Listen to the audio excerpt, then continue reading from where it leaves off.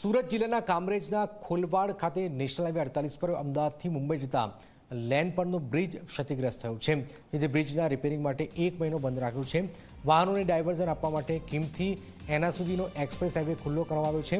આ ડાયવર્ઝન પર કારના એક તરફ 95 રૂપિયા અને ટ્રક્ટર બસના 325 રૂપિયા ટોલ ટેક્સ વસૂલાય છે, જેના કારણે સ્થાનિકો, ખેડૂતો, નોકરિયાતને રોજ લાંબો ફેરો કરવો પડે છે।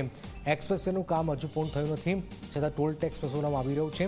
ત્યારે કોંગ્રેસના નેતા દર્શન નાયકે જિલ્લા કલેક્ટરને પત્ર લખી રજૂઆત કરી, કહ્યું કે એક્સપ્રેસ વેથી પરથી આવતા વાહન ચાલકોને ટોલનાકા પર ટોલ ટેક્સ આપ્યા બાદ પરત ફરતી વખતે ભાટિયા ટોલનાકા પર ટોલ ટેક્સ ચૂકવવો પડે છે।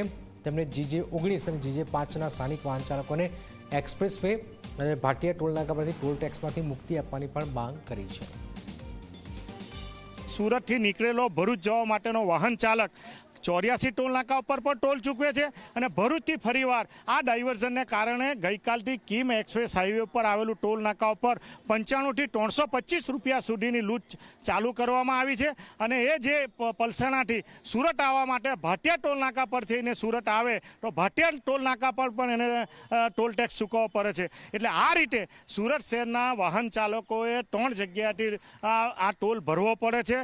નવાઈની વાત એ છે કે કલેક્ટરશ્રીએ અને નેશનલ હાઈવે ઓથોરિટીની જવાબદારી છે કે જે તમારી બેદરકારીને કારણે જે ડાયવર્ઝન આપવાનું હોય છે, પરંતુ એની પર પણ ટોલ લેવામાં આવે છે, તેનો સીધો ભોગ 3 જગ્યા ટોલ નાકા પર સુરતનો વાહન ચાલક ભોગવી રહ્યો છે। થોડી જ વારમાં